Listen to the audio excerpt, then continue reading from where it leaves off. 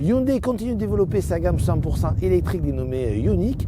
Après la Ioniq 5, voici maintenant la Ioniq 6, une berline au look atypique.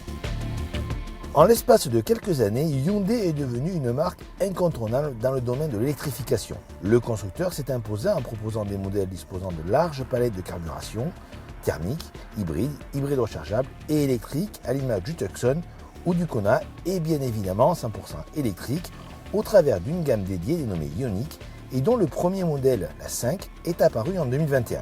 Voici donc maintenant le second modèle, la 6, proche du concept Prophétie dévoilé en mars 2020.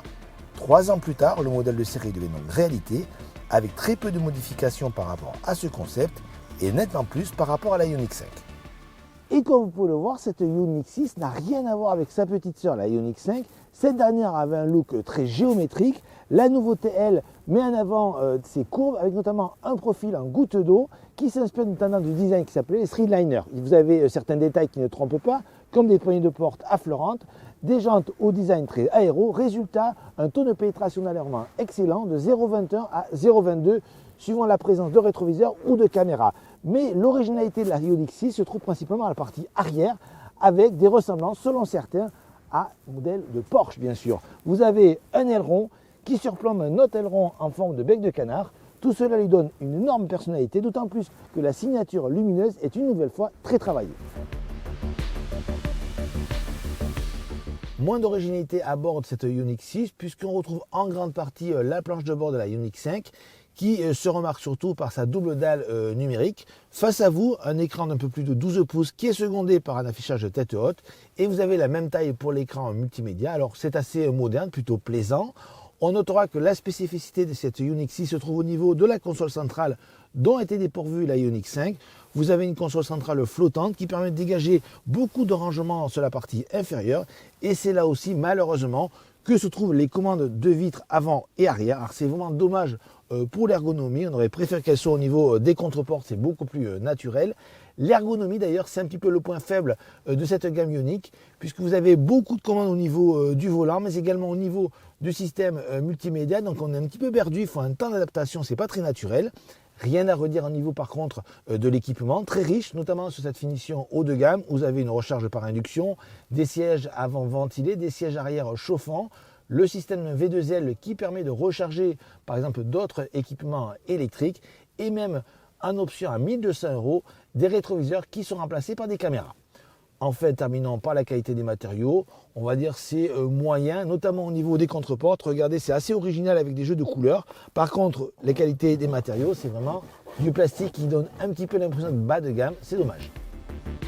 En termes d'habitabilité, les passagers arrière profiteront d'un espace généreux, notamment aux jambes, en raison d'un empattement de 2,95 m. Le plancher est plat, la place centrale est donc totalement utilisable. Du fait de la chute de pavillon, la garde auto est globalement satisfaisante, même si les personnes mesurant 1,85 m se sentiront à l'étroit. Petite déception concernant le volume de chargement, décevant avec seulement 401 litres, c'est peu pour un véhicule de ce gabarit. Heureusement, un coffre placé à l'avant permet de bénéficier de 45 litres de plus, permettant notamment de ranger les câbles de recharge. Cette Ioniq 6 reprend la base technique de la Ioniq 5, basée sur la plateforme EGMP 600 volts, celle-ci est animée par deux moteurs, l'un de 229 chevaux sur la version 2 roues motrices et 325 chevaux pour la déclinaison pourvue de la transmission intégrale. Cette dernière profite d'un couple largement supérieur en raison de l'ajout d'un second moteur sur le train avant. Résultat, 605 Nm pour celle-ci contre 350 pour la première. Tout cela est animé par une batterie de 77 kWh. Et aujourd'hui, nous sommes au volant de la version la plus intéressante, à savoir celle qui dispose d'un moteur de 229 chevaux, 2 roues motrices, une batterie de 77 kWh et surtout de roues 18 pouces car elle dispose de l'autonomie la plus importante, 614 km d'autonomie. Alors si vous prenez les 20 pouces, vous allez perdre 70 km d'autonomie. En clair, on ne vous conseille pas les 20 pouces.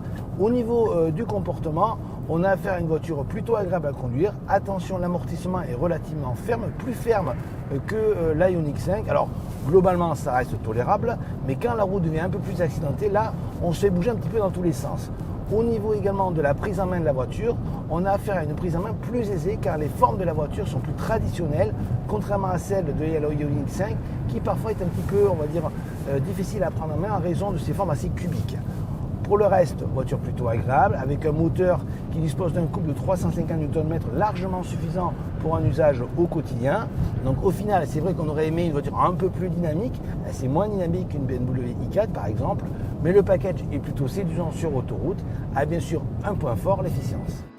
Et en matière d'efficience, Hyundai prouve une nouvelle fois son savoir-faire avec un véhicule à l'aérodynamique très soigné et un système de récupération d'énergie personnalisé grâce à un système de palette derrière le volant. L'autonomie annoncée varie suivant la configuration entre 519 et 614 km en version officielle. De notre côté, nous avons relevé une moyenne de 17,2 kWh sur départemental et 23,3 kWh au 100 sur autoroute, des chiffres très probants. Pour ce qui est de la recharge, la Ioniq 6 est capable d'accepter des charges allant jusqu'à 11 kW en alternatif et 239 kW en continu. Les temps de recharge oscillent entre 7h10 dans le premier cas et 18 minutes dans le second cas.